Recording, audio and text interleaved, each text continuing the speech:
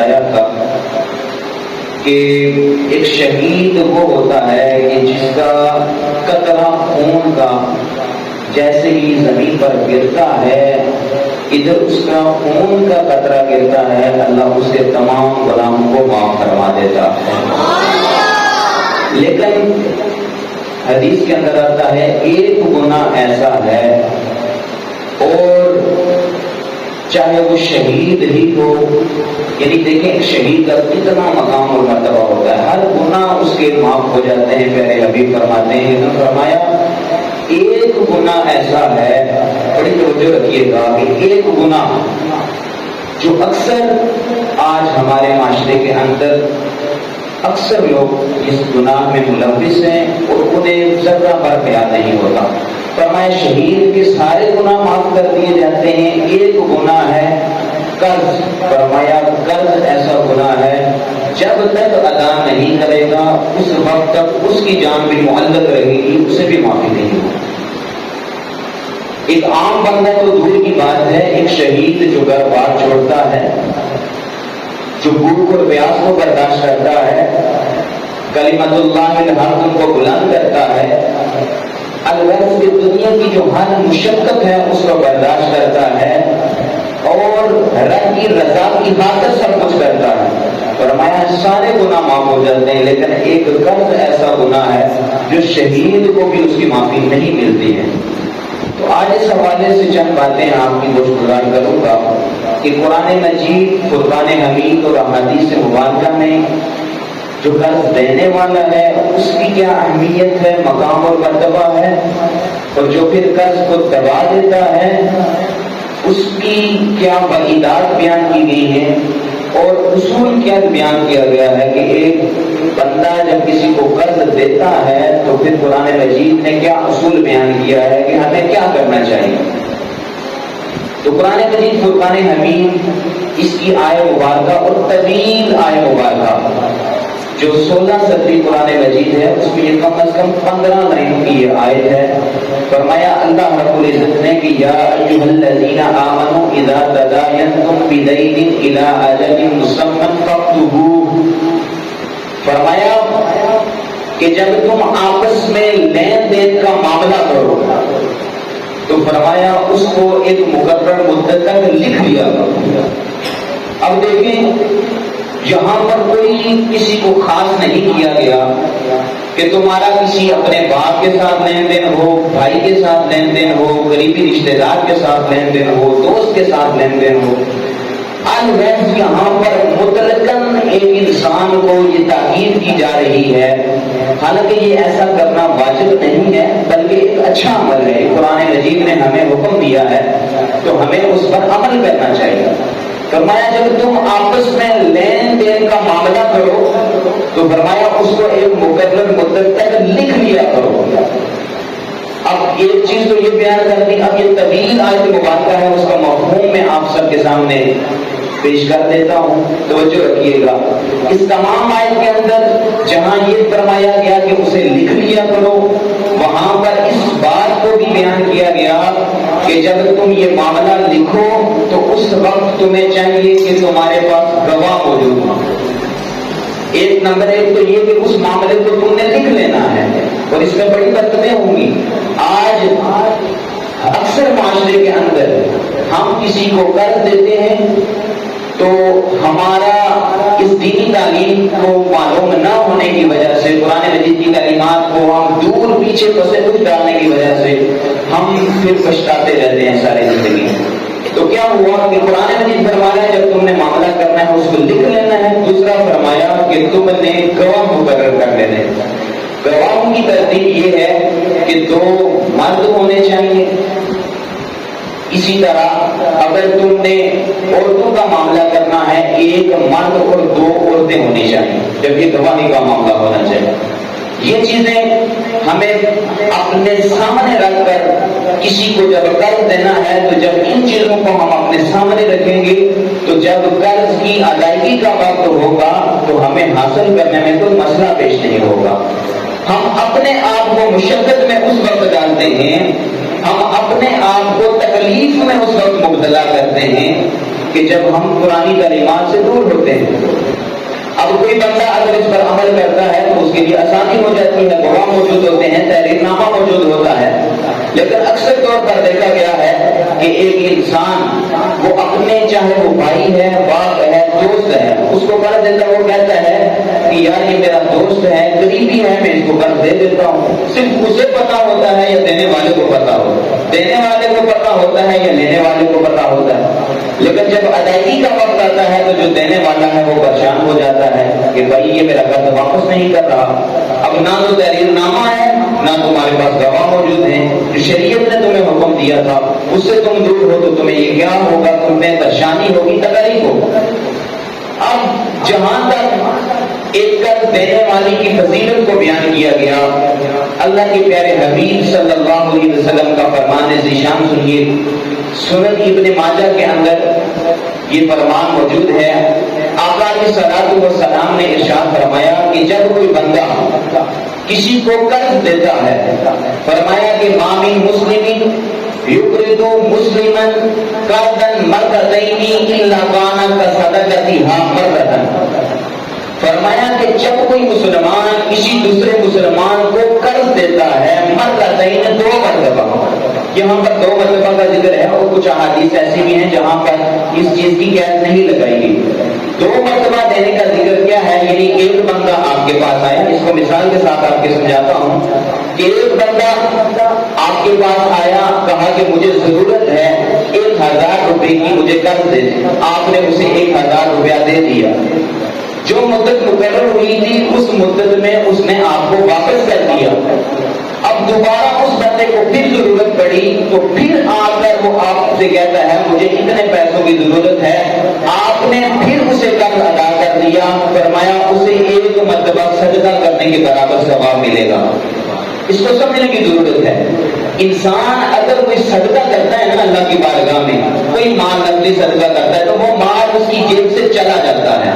اسے اس پر اجر و ثواب ملتا ہے. اور اللہ فرماتا ہے واللہ یضاعف لمن یشاء، اللہ جس کے لیے چاہتا ہے جتنا مرضی ثواب عطا فرماتا. یعنی ایک مال وہ ہے جو ہم صدقہ کرتے ہیں، وہ مال ہم سے چلا جاتا ہے، واپس ہمارے پاس اس مال کی صورت میں نہیں آتا جتنا ہم نے دیا ہوتا ہے، بلکہ اس سے بڑھ چڑھ کر ہمیں دگنا ملتا ہے، ہمیں پتہ نہیں چلتا. لیکن دوسری چیز ہے کہ ہم نے کسی کو قرض دیا ہوتا ہے اور وہ مال ہمیں پتہ ہے ہمیں وہ مال واپس ملے گا، وہ مال آپ کو واپس بھی ملتا ہے. لیکن اللہ کے پیارے حبیب فرماتے ہیں اللہ تمہیں اجر یہ دے گا کہ وہ مال، یعنی 1 لاکھ تم نے کسی کو دیا ہے، وہ لاکھ بھی واپس آ جائے گا اور دوبارہ اگر کر دیا تو اتنا صدقہ کرنے کے برابر اجر و ثواب مل جائے گا. محبت سے کہنا سبحان اللہ. سمجھ آ گئی ہے. یہ 2 مرتبہ قرض دینے کا مطلب یہ ہے کہ 1 دفعہ قرض دیا، پھر دوسری دفعہ پھر بندہ آپ سے قرض لینے کے لیے آیا اور فرمایا کہ جب اس نے ادائیگی کر دی تو اس مدت میں اللہ رب العزت اس بندے کو جو قرض دینے والا ہے جتنا اس نے قرض دیا ہوتا ہے، چاہے 1000 ہو، لاکھ ہو، اللہ رب العزت اس کے برابر اسے صدقہ کرنے کے برابر اجر و ثواب عطا فرماتا. یہ اجر و ثواب نہیں مل جاتا ہے اور جتنے پیسے اس نے کسی بندے کو دیے ہوتے ہیں وہ پیسے بھی اس کو مل جاتے ہیں. یہ ہے صدقہ کرنے کا، ایک کسی بندے کو قرض دینے کا ثواب. اب دوسری حدیث کے اندر پیارے حبیب صلی اللہ علیہ وسلم ارشاد فرماتے ہیں، حضرت انس بن مالک رضی اللہ تعالیٰ عنہ اس حدیث کے راوی ہے، فرمایا کہ جب حضور جانے کائنات صلی اللہ علیہ وسلم کو معراج کرائی گئی تو حضور جانے کائنات فرماتے ہیں رأیت لیلۃ اسرا، فرمایا وہ رات جس رات مجھے معراج کرائی گئی، معراج کے سفر میں جبرائیل امین حضور جانے کائنات کے ساتھ تھے. وہ مختلف جگہوں کے مشاہدے کرتے کرتے عرش معلی اور پھر اللہ رب العزت کی بارگاہ میں اور پھر جہاں کوئی نہیں تھا وہاں حضور جانے کائنات جلوہ افروز ہوئے اور پھر راز و نیاز کی باتیں ہوتی رہی. اللہ کے تمام معاملات ہوئے، راستے میں بہت سارے مشاہدے ہوئے. ان میں سے ایک مشاہدہ جو حضور جانے کائنات صلی اللہ علیہ وسلم نے کیا، فرمایا کہ میں نے دیکھا الا باب الجنت مکتوبا، جو جنت کا دروازہ تھا اس کے اوپر میں نے یہ لکھا ہوا دیکھا کہ الصدقۃ بعشر امثالها، کہ اگر کوئی انسان صدقہ کرتا ہے تو اللہ رب العزت اسے 10 گنا اجر و ثواب عطا فرماتا ہے. کر کے لکھا ہوا ہے، حضور جانے کائنات نے اس کا مشاہدہ کیا، اور ساتھ ہی یہ لکھا ہوا ہے وَالْقَرْضُ بِثَمَانِيَةَ عَشَرَ، فرمایا جو بندہ کسی بندے کو قرض دیتا ہے اللہ رب العزت اسے 18 گنا اجر و ثواب عطا فرماتا۔ یہ تو ایک فقط تحریر ہے، لیکن قرآن مجید فرقان حمید اس کے اندر اللہ رب العزت ارشاد فرمایا وَاللَّهُ يُضَاعِفُ لِمَن يَشَاءُ، اللہ جس کے لیے چاہتا ہے جتنا چاہتا ہے بڑھا دیتا ہے۔ اب اس کی نیت پر ڈیپینڈ کرتا ہے کہ دیتے وقت اس کی نیت کیا تھی، اللہ اس کے مطابق اس کو اجر و ثواب عطا فرماتا ہے۔ لیکن یہ چیز جو بیان کی گئی کہ جنت کے دروازے پر لکھا گیا کہ جو صدقہ کرنے والا ہے اسے 10 گنا اجر و ثواب ہوتا ہے، اور جو کسی کو قرض دیتا ہے اسے 18 گنا اجر و ثواب ہوتا ہے۔ تو حضور جانے کا انعام صلی اللہ علیہ وسلم پوچھتے ہیں وَقُلْتُ يَا جِبْرَائِيلُ مَا بَالُ الْقَرْضِ أَفْضَلُ مِنَ الصَّدَقَةِ، جبرائیل امین سے حضور جانے کا انعام سوال کرتے ہیں، حالانکہ حضور جانے کا انعام کو ہر چیز کا علم ہے، معلوم ہے، لیکن اس کے باوجود تعلیم امت کے لیے ہمیں بتانا مقصود تھا۔ پوچھتے ہیں یعنی اس کی اہمیت کو واضح کرنا تھا کہ پوچھا جائے کہ کیا معاملہ ہے، تو جبرائیل امین آگے سے جواب دیتے ہیں یا رسول اللہ یا حبیب اللہ کہ یہ جو معاملہ آپ نے سوال کیا کہ ایک جو بندہ ہے صدقہ دینے والا اسے 10 گنا اجر و ثواب ہے، لیکن جو قرض دینے والا ہے اسے 18 گنا اجر و ثواب ہے، یہ معاملہ کیا ہے؟ تو اس کا جواب سنیے، حضرت جبرائیل امین فرماتے ہیں لِأَنَّ السَّائِلَ يَسْأَلُ وَعِندَهُ، فرمایا جو بندہ سوال کرنے والا ہوتا ہے یعنی جو صدقہ لینے والا ہوتا ہے وہ سائل ہوتا ہے، وہ سوال کرنے والا ہوتا ہے، اور جب وہ سوال کرتا ہے تو اس کے پاس مال موجود ہوتا ہے، وَعِندَهُ فرمایا اس کے پاس مال موجود ہوتا ہے۔ ایک جس کو نفلی صدقہ دیا جاتا ہے اس کے پاس کچھ نہ کچھ مال ہوتا ہے، فرمایا اس لیے اس کو 10 گنا اجر و ثواب ہوتا ہے۔ وَالْمُسْتَقْرِضُ لَا يَسْتَقْرِضُ إِلَّا مِنْ حَاجَةٍ، اور فرمایا کہ جو بندہ مقروض ہوتا ہے وہ اس وقت تک کسی سے قرضے کی طلب نہیں کرتا ہے جب تک کہ اس کو حاجت پیش نہیں آتی۔ تو فرمایا اس وجہ سے ایک نفلی صدقہ کرنا، اگر اچھا جو بندہ نفلی صدقہ کرتا ہے پھر اس کے پاس مال بھی ہوتا ہے تو اس بنا پر اس کو 10 گنا اجر و ثواب ہوتا ہے، لیکن جب قرض کرنے والا سوال کرتا ہے تو اس کے پاس کوئی چیز موجود نہیں ہوتی ہے، وہ دو جائے کا انعام فرماتے ہیں اسے اشد ضرورت ہوتی ہے۔ تو جب کوئی بندہ مقروض کو قرض کی طلب کرنے والے کو قرض ادا کرتا ہے تو جانے کا انعام حضور جانے کا انعام فرماتے ہیں اللہ رب العزت اسے 18 گنا اجر و ثواب ادا فرماتا ہے۔ اور یہ 18 گنا ایک عدد ہے، ایک متعین کیا گیا۔ اب میں نے آپ کو بار بار بتا دیا کہ جس کے لیے اللہ چاہے کئی گنا بڑھا دے، یہ اللہ کی شان کریمی ہے۔ اب دیکھیے جب انسان کسی کو قرض دیتا ہے تو اس وقت اس کے پیش نظر 2 چیزیں ہوتی ہیں۔ دینے والا وہ تو اسی نیت سے دیتا ہے کہ ایک مقرر مدت مقرر ہوگی ہے، یہ بندہ مجھے قرض واپس کر دے گا، لیکن جو لینے والا ہے اس کی نیت، جو دینے والا ہے اس کو تو معلوم نہیں ہوتی۔ ایک بندہ معاملہ طے ہو گیا، آپ کا دوست ہے، آپ کہتے ہیں یار میرا بہت قریبی دوست ہے مجھے واپس کر دے گا، آپ نے تو اس نیت سے اسے دے دیے، لیکن جو لینے والا ہے ادا کرنے کی جو اس کی نیت ہے یہ کیا تھی؟ جب اس نے قرض لیا ہے تو اس کی نیت کیا تھی؟ ذرا سنیے حضور جانے کا انعام صلی اللہ علیہ وسلم کی حدیث مبارکہ کہ جو بندہ قرض ادا کرتے وقت قرض لیتے وقت اس کی نیت یہ ہوتی ہے کہ میں یہ قرض ادا کر دوں گا تو اللہ رب العزت اس کے لیے آسانیاں پیدا فرما دیتا ہے، اس کی ضرورت بھی پوری ہو جاتی ہے، اس کا قرض بھی ادا ہو جاتا ہے۔ لیکن جو بندہ اس نیت سے قرض لیتا ہے کہ میں نے اس کو واپس نہیں کرنا ہے، اس پر قبضہ کر دیتا ہے، اس پر سانپ بن کر بیٹھ جاتا ہے، اگلے بندے کو تنگ کرتا ہے، اس کی بہت ساری واردات آئی ہیں، آگے حدیث مبارکہ کے اندر میں آپ سب کے سامنے پیش کرتا ہوں۔ اب اس بندے کو دیکھیے کہ جو بندہ اس نیت سے قرض لیتا ہے کہ میں اس کو مقرر مدت پر واپس کر دوں گا، اس کی نیت یہ ہے، بظاہر طور پر اسے کوئی معاملات پیش آئیں گے وہ الگ بات ہے، لیکن اگر نیت یہ ہے کہ میں ادا کر دوں گا تو فرمایا ام المؤمنین حضرت میمونہ رضی اللہ تعالی عنہا آپ جو ہے کانت تدارا دینن، یہ جو ہے نا قرض لیا کرتے تھی، قرض کے جو معاملات ہیں، لین دین کے جو معاملات تھے ان یہ اکثر کیا کرتی تھی. تو فقال لها بعض اهلها، تو بعض ان کے جو گھر والے تھے انہوں نے ان کو کہا کہ آپ ایسا نہ کریں. یعنی یہ جو قرض کا معاملہ ہے حضور جانے کائنات نے اتنی فائدات بیان کی ہیں تو آپ اس کا معاملہ نہ کریں. تو آپ نے فرمایا بالغ بلا کیوں نہیں، میں ایسا کیوں نہ کروں. انی سمیعت نبی صلی اللہ علیہ وسلم، میں نے نبی کریم صلی اللہ علیہ وسلم کو فرماتے سنا، ما من مسلم یدعنا دینا یعلم اللہ منہ انہ یرد اعداؤہ. فرمایا کہ کوئی مسلمان جب وہ قرض کسی سے لیتا ہے اور اس کی نیت یہ ہوتی ہے کہ میں یہ قرض ادا کر دوں گا، تو فرمایا اعداء اللہ عنہ،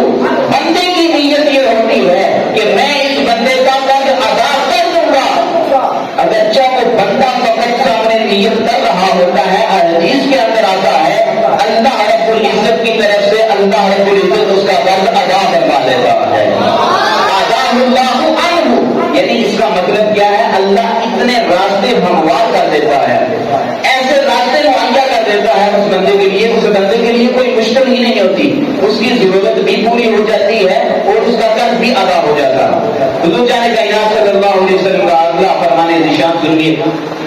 عبداللہ بن جعفر رضی اللہ تعالیٰ عنہ آپ سے یہ حدیث راوی ہے، حضور جانے کائنات صلی اللہ علیہ وسلم فرماتے ہیں کان اللہ مع الدائن، اللہ رب العزت قرض دار کے ساتھ ہوتا ہے.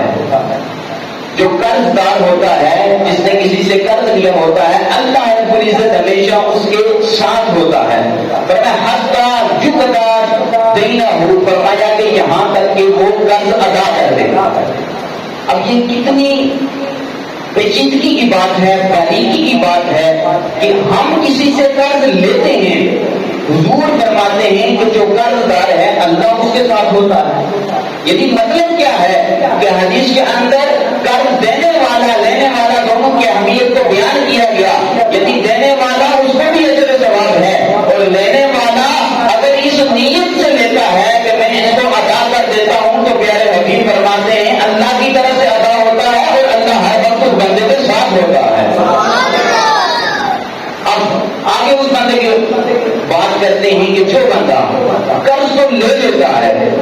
پھر قرض پر سانپ بن کر بیٹھ جاتا ہے. اپنے کسی عزیز سے قرض لیا، اپنے کسی بھائی سے قرض لیا. اب یہ کاروباری معاملات جتنے بھی ہیں نا بڑی سطح پر آپ نے دیکھا ہوگا وہاں پر ہوتا ہی یہ معاملہ ہے، لین دین کا معاملہ ہوتا ہے، کسی سے قرض لیا جاتا ہے پھر اس کو ادا کیا جاتا ہے، یہ سارے معاملات ہوتے ہیں. اگر کوئی ایسی شرط نہ رکھی جائے کہ جو حرام کی طرف جا رہی ہو یا حرام شرط اس کے اندر ملوث نہ ہو تو پھر یہ قرض کا لین دین کا جو معاملہ ہے یہ جائز ہے. اب وہ بندہ کہ جو قرض تو لے لیتا ہے لیکن پھر اسے ادا کرنے کی اسے نیت نہیں ہوتی ہے، بس کہتا ہے دیکھی جائے گی جو ہوگا. اکثر آپ نے دیکھا ہوگا معاشرے کے اندر ایسے لوگ ہیں کہ انہوں نے قرض لیا ہوا ہے اور پھر وہ غائب ہو چکے ہیں، آپ کی نظروں سے غائب ہیں، لیکن وہ بندہ ہر وقت اللہ کی نظر میں ہوتا ہے. حدیث کے اندر جو وعیدات بیان کی گئی ہیں ذرا اس کی طرف توجہ کیجیے گا. اور اگر کوئی بندہ اس کے اندر ملوث ہے تو وہ خدا توبہ کرے اور جس بندے کا اس نے جس بندے سے قرض لیا ہوا ہے وقت پر اس کی ادائیگی کر دے. اس سے پہلے کہ انسان کے ایک سانس کا بھی نہیں پتا کہ جو اندر گئی ہے باہر آئے گی یا نہیں، یا جو باہر ہے ہم اندر لے سکیں گے کہ نہیں. اور یہ قرض کا معاملہ اتنا ہے کہ سارے گناہ شہید تک کے اس کے گناہ معاف ہو جاتے ہیں، قرض معاف نہیں ہوتا ہے. حضور جانے کائنات صلی اللہ علیہ وسلم نے فرمایا ایما رجل یدین دینا وهو مجرم اللہ یوفیہ ایاہ لقی اللہ صادقا. فرمایا اگر کسی بندے نے کسی بندے سے قرض لیا اور نیت یہ ہے کہ میں اس کو ادا نہیں کروں گا تو فرمایا کل بروز محشر اللہ رب العزت سے وہ جس نے قرض لیا ہوگا اللہ رب العزت سے اس حال میں ملے گا کہ جیسے ایک چور کسی کے سامنے پیش ہوگا. یعنی ایک بندے نے چوری کی ہو تو پھر عدالت میں پیش ہونے سے گھبراتا ہے، وہ کہتا ہے مجھے سزا ہوگی، اور چوری کی سزا پھر وہ مقدار جو متعین ہے شریعت کے اندر اتنی مقدار ہو تو پھر چوری کرنے والے کے ہاتھ بھی کاٹے جاتے ہیں. تو جب چوری بندہ کرتا ہے تو وہ بھاگتا ہے کہ میرا معاملہ نہ ہو،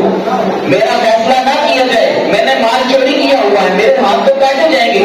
لیکن یہ کہ دیکھیں دنیا کی عدالت کے اندر وہ بھاگتا ہے، لیکن کل بروز محشر عدالت لگی ہوگی اور وہاں پر اللہ رب العزت فیصلہ فرمائے گا۔ تو جو بندہ جس نے قرض لیا ہوا ہے اور پھر اس پر سام بن کر بیٹھا ہوا ہے، ادا نہیں کر رہا، اس کو توجہ دینی چاہیے، اس کو اپنی زندگی پر اپنے نفس کا محاسبہ کرنا چاہیے کہ میں نے اگر کسی کا کوئی 1 روپیہ بھی دینا ہے تو وہ میں جلد ادا کر دوں۔ یہ نہ ہو کہ کل بروز محشر جب میں اللہ رب العزت کی بارگاہ میں پیش ہوں تو میں اس حال میں پیش کیا جا رہا ہوں کہ میں چور ہوں۔ حالانکہ ایک بندہ ساری زندگی نمازیں بھی پڑھتا رہا، روزے بھی رکھتا رہا، عبادات بھی کرتا رہا، نوافل بھی پڑھتا رہا، لیکن فقط ایک غلطی اس نے یہ کیا کر دی کہ لوگوں سے قرض لیتا رہا اور پھر ادا نہیں کیا، ادا کرنے کی نیت بھی نہیں تھی۔ تو اللہ رب العزت کی بارگاہ میں جب ملے گا تو یہ نہیں ہوگا کہ یہ نمازی تھا، پرہیزگار تھا، حاجی تھا، بلکہ اس حال میں ملے گا یہ بندہ چور تھا اور اس نے لوگوں کا مال چوری کیا ہوا تھا۔ تو کل بروز محشر پھر اللہ اس کے درمیان فیصلہ فرمائے گا۔ اب اپنی حدیث مبارکہ حضور جان کائنات صلی اللہ علیہ وسلم نے ارشاد فرمایا من اخذ اموال الناس، جس نے لوگوں کا مال لیا، یرید اتلافها اتلفه اللہ، اور ارادہ یہ تھا کسی بندے سے مال لیا، قرض کے طور پر لیا، کسی صورت میں لیا اور ارادہ یہ تھا کہ میں اس کو خلاص کر دوں گا، ختم کر دوں گا، تو اللہ کے پیارے حبیب فرماتے ہیں اتلفہ اللہ، اللہ رب العزت اس بندے کو ہلاک فرما دیتا۔ اب غور و فکر کرنی چاہیے ہمیں اپنی زندگیوں میں اگر کوئی ایسا معاملہ ہے، کوئی ایسا شخص ہے، وہ سوچے۔ آج ہم یہی روتے ہیں کہ ہمارے معاملات ٹھیک نہیں ہو رہے، یہ نہیں ہو رہا، یہ ٹھیک نہیں ہو رہا۔ دیکھیں تو صحیح اپنی زندگی میں آپ نے کیا کیا ہے، شریعت کے مطابق عمل کیا ہے کیا؟ کوئی ایسی چیز تو نہیں ہے کہ جس کے بارے میں یہ وعیدات دیکھی جیسے آئی ہوئی ہے کہ اگر کسی بندے نے کسی کا قرض دینا ہو، نیت یہ ہے ادا نہیں کرے گا تو اتلفہ اللہ، اللہ رب العزت اس کو ہلاک فرما دے گا۔ یہ کتنی بڑی وعید ہے، لیکن ہم اس پر غور و فکر نہیں کرتے۔ اگلی حدیث مبارکہ حضور جان کائنات صلی اللہ علیہ وسلم کا فرمان ذیشان سنیے، فرمایا قال من فارق الروح الجسد وهو بريء من ثلاث دخل الجنہ من الكبر والغلول والدین۔ فرمایا کہ ایک انسان جب اس کی روح جسم سے جدا ہوتی ہے، جب انسان مرتا ہے تو فرمایا کہ وہ بندہ جنت میں چلا جاتا ہے، لیکن اگر وہ بندہ 3 چیزوں سے بری ہو، بڑی توجہ کے ساتھ 3 چیزوں سے فرمایا اگر بندہ بری ہوا تو اللہ رب العزت اسے جنت عطا فرما دے گا۔ 3 چیزیں کیا ہیں؟ فرمایا من الکبر، فرمایا تکبر سے، اگر کوئی بندہ تکبر سے پاک ہوا، تکبر کرنے والا نہ ہوا، لیکن آج سوشل میڈیا پر دیکھ لیں ہر بندہ اس نے تکبر کی انتہا کر دی ہے اور فضول خرچی کی انتہا کر دی ہے، امانت میں خیانت کی انتہا کر دی ہے۔ آج ہم صرف نام کے مسلمان رہ گئے ہیں، یہ مسلمان ہے، باقی ہمارے کام جو ہے ہمارے مسلمانوں والے نہیں تھے۔ بھی لوٹ ہیں، یہ زندگی آپ کے لیے امانت ہے، اللہ نے آپ کو امانت کے طور پر دی ہے، واپس دین کی طرف لوٹائیں۔ دیکھیے فرمایا جو بندہ کبر سے پاک ہوا، دوسری چیز فرمائی والغلول، فرمایا جو بندہ خیانت سے پاک ہوا، تیسری چیز فرمائی والدین، اور جو بندہ قرض سے محفوظ ہوا اس کی روح جیسے جسم سے جدا ہوگی اللہ رب العزت اس کو جنت عطا فرما دے گا۔ ایک چیز دیکھیں، اگر ایک انسان کے اندر کبر نہیں ہے، یعنی وہ تکبر نہیں کرتا ہے لیکن خیانت کرنے والا ہے، اس کی بھی بچت نہیں ہوگی۔ اسی طرح اگر کوئی جو کبر نہیں کرتا ہے، تکبر نہیں کرتا ہے، خیانت نہیں کرتا ہے، لیکن ایک گناہ اس کے اندر ہے، وہ کیا ہے کہ کسی کا قرض مارا ہوا، کسی سے قرض لیا ہوا ہے اور واپس نہیں دیا اس نے، وہ بھی اس وقت تک جنت میں نہیں داخل ہوگا جب تک کہ اس کی طرف سے قرض کو ادا نہ کر دیا جائے۔ حضور جان کائنات صلی اللہ علیہ وسلم کا فرمان ذیشان سنیے، قال قال رسول اللہ صلی اللہ علیہ وسلم، حضور جان کائنات صلی اللہ علیہ وسلم نے ارشاد فرمایا نفس المؤمن معلقۃ بدینہ، فرمایا ایک بندہ مومن کی جو جان ہے وہ معلق رہتی ہے، لٹکی رہتی ہے۔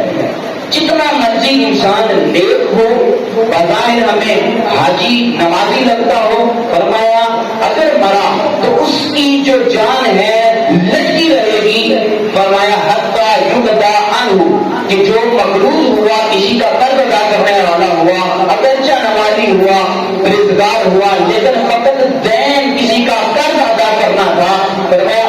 جو جان ہے لٹکی رہے گی حتی یبدا عنہ، یہاں تک کہ اس کی طرف سے وہ قرض ادا کر دیا جائے. اسی طرح جب کوئی میت مرتی ہے تو اس کی جان معلق رہتی ہے جب تک کہ اگر وہ کسی نے اس کا قرض دینا تھا تو اس کی اولاد کی طرف سے جب وہ قرض ادا کر دیا جائے گا اسی صورت میں ہی جو اس کی جان لٹکی ہوئی ہے اس کو چھوڑا جائے گا اور جو اس کا مقام اور مرتبہ ہے اسے حاصل ہو جائے گا. اگر گناہگار تھا گناہوں کی سزا پائے گا، جنت میں داخل کر دیا جائے گا، اور اگر نیکوکار تھا تو اللہ رب العزت اسے جنت میں داخل کروا دے گا. اور کچھ لوگ ایسے ہوں گے ان کے اعمال اتنے پاک اور صاف ہوں گے، ان کے اعمال اتنے ستھرے ہوں گے. اللہ کے پیارے حبیب فرماتے ہیں کہ ہر بندے کا نامہ اعمال میزان کے اوپر تولا جائے گا، لیکن کچھ لوگ ایسے ہوں گے اتنے پاک اور صاف ہوں گے اللہ رب العزت ان کے نامہ اعمال کا وزن بھی نہیں کرے گا، سیدھا انہیں جنت عطا فرما دے گا. تو کیوں نہ ہم ایسے اعمال کر جائیں اس دنیا کے اندر کہ ہمارا پھر نامہ اعمال بھی ہمارا وہاں پر ترازو کے اوپر نہ تولا جائے، ہمیں اللہ سیدھا ہی جنت عطا فرما دے. ہمیں کوشش کرنی چاہیے کہ ایسے اعمال کریں. حضور جان کائنات صلی اللہ علیہ وسلم کا فرمان ذیشان سنیے، من مات وعلیہ دینار و درہم، فرمایا جو بندہ مرا اور اس پر دینار اور درہم تھے، یعنی بتانا یہ تھا کہ اس کے اوپر کسی کا قرض دینا تھا، کسی سے قرض لیا ہوا تھا اور قرض کی ادائیگی اس نے نہیں کی. فرمایا قضا من حسناتہ لیسا ثم دینار و درہم، فرمایا کل بروز محشر نہ تو وہاں دینار ہوں گے نہ وہاں درہم ہوں گے، نہ کوئی پیسہ نہ کوئی چاندی کوئی سونا چونا وہاں پر کسی طرح سے نہیں ہوگا، بلکہ اس بندے نے دنیا کے اندر جو کوئی نیکی کی ہوگی، فرمایا کہ اگر اس نے کسی کا قرض دینا تھا اللہ رب العزت اس کی نیکیوں سے لے کر اس بندے کو ادا کرے گا، اور یہاں تک کہ اس کی تمام نیکیاں جب تک ختم نہ ہو جائیں، یعنی جتنا اس نے کر دیا تھا اس کے بدلے میں اس کی نیکیوں کو وصول کیا جائے گا. تو ایک بندے نے اس نے نیکیاں کی ہی نہیں ہے، پیچھے جو اولاد چھوڑتا گیا ہے وہ بھی نافرمان چھوڑتا گیا ہے، دین کی تعلیم اس نے دی نہیں ہے، پیچھے اسے پتہ ہی نہیں ہے کہ والد کے لیے دعائیں مغفرت کرنی ہے، والد کی طرف سے قرض دینا ہے. تو یہ ہماری بڑی ذمہ داریاں بنتی ہیں. پہلے تو اپنے اوپر کوئی ایسا لمحہ آنے نہ دے، کوئی ایسا موقع آنے نہ دے کہ آپ کے اوپر قرض ہو. اگر دل بات یہ معاملہ ہو بھی جاتا ہے تو یہ اولاد کو یہ تعلیم دے کہ یہ جو قرض کا معاملہ ہے اور باقاعدہ اپنی اولاد کے ساتھ مشورہ کیا کرے، میں نے کس کا اتنا دینا ہے. اگر کسی بیٹے نے لیا ہوا ہے تو باپ کے ساتھ مشورہ کرے. یہ ایسا معاملہ ہے کہ اپنے ساتھ یہ مشورہ ضرور کرنا چاہیے اور بتانا چاہیے، تاکہ یہ نہ ہو کہ آپ قبر میں جائیں اور وہاں پر صرف ایک قرض کی وجہ سے آپ کو وہاں پر سزا ہو رہی ہے، اور آپ کے پیچھے آپ کے بیٹوں کو وہ سوچیں کہ یہ تو بہت بڑا نیک تھا، بڑا پرہیزگار تھا، حالانکہ اس نے کسی کا قرض دینا تھا. تو یہ معاملات اپنے ساتھ اپنی فیملی کے اندر اپنے بیٹوں کے ساتھ، بیٹا ہے تو باپ کے ساتھ، باپ ہے تو بیٹے کے ساتھ ضرور یہ معاملات شیئر کرے اور بتا کر جائے کہ میں نے کس کا کتنا دینا ہے یا کس سے کتنا لینا ہے، تاکہ آخرت کے معاملات میں ہمارے لیے آسانی ہو. آپ یہ دیکھیں کہ ہمارے لیے یہ دنیا کی زندگی ہے، یہ تمام دین کامل دین ہے، چاہے وہ معاملات ہوں، نماز ہو، عبادات ہو یا معاملات ہوں. یہ دنیاوی معاملات کے اندر ہمارے لیے قرآن مجید نے رہنمائی فرما دی کہ معاملہ تم نے کرنا ہے تو تم نے اس کو لکھنا ہے، گواہ مقرر کرنے ہیں. اور پھر ہر چیز کو حضور جان کائنات نے واضح کر دیا ہے کہ اگر کسی نے قرض دیا تو کتنا ثواب ہوگا، اگر کسی نے قرض دیا اور پھر اس پر صبر کیا تو کتنا ثواب ہوگا. ایک حدیث کے اندر آتا ہے کہ جب تک وہ صبر اس نے کرتا رہا تو جتنا اس نے قرض دیا ہوا تھا اللہ روزانہ اسے صدقہ کرنے کے برابر اجر و ثواب عطا فرماتا. تو یہ چیزیں ہیں ثواب. اور دوسری چیز ہے کہ ایک بندہ کو جسے آپ نے دیا ہے وہ آپ کو پتا بھی ہے کہ یہ بندہ اب فراڈ کر رہا ہے، تو پہلے تو آپ نے جہاں تک مدت ہے مقرر ہے اس کو مہلت دی، جہاں تک ہو سکتا ہے دیں. پھر آخری صورت انسان کے پاس بچ جاتی ہے، وہ ہوتی ہے قانونی کارروائی. آپ نے خود کوئی معاملہ نہیں کرنا ہے. بہت سے لوگ ایسے ہیں جو میرے پاس بھی آئے، انہوں نے کسی کا معاملہ کرنا تھا، اس طرح انہوں نے خود ہاتھ اٹھایا، یعنی خود قدم اٹھایا اور الٹا تو خود بندے پھنس چکے. یہ معاملہ آپ نے کبھی خود آپ نے جلد بازی نہیں کرنی. آپ کے پاس قانون موجود ہے اور جو قانونی ادارے ہیں ان سے ہماری درخواست یہ ہے کہ یہ جو رشوت والا معاملہ ہے اس میں ہرگز نہ پڑے. آج کوئی غریب بندہ چلا جائے معاملہ حل کرنے کے بجائے الٹا اس کے اگر کسی کو 50,000 وصول کرنا تھا لاکھ لگ جاتا ہے۔ خدارہ کی قانونی ادارے جتنے بھی ہیں یہ بھی خوف کریں، شریعت کے مطابق قانونی کارروائی کریں، کیونکہ الراشی والمرتشی کلاہما فی النار، رشوت لینے والا ہو دینے والا ہو دونوں، فرمایا کلاہما فی النار، ان کا ٹھکانہ جہنم ہے۔ تو یہ جو قانونی کارروائی والا مرحلہ ہے اس میں جو قانونی لوگ ہیں انہیں ہمارا جو جن کے ساتھ معاملہ ہوتا ہے تعاون کرنا چاہیے اور خود انسان کوئی قدم نہ اٹھائے کیونکہ اس میں نقصان ہوتا ہے۔ اب قانونی کارروائی کے اندر 406 کے تحت آپ اگر کسی کا قرض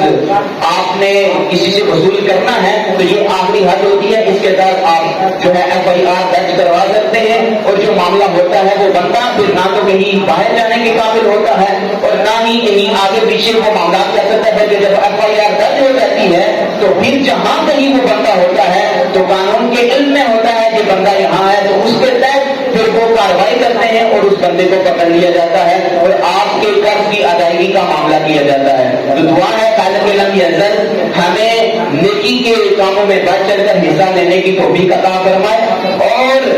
قرض کے معاملے میں جن کو ہم نے قرض دیا ہے اللہ انہیں اجر و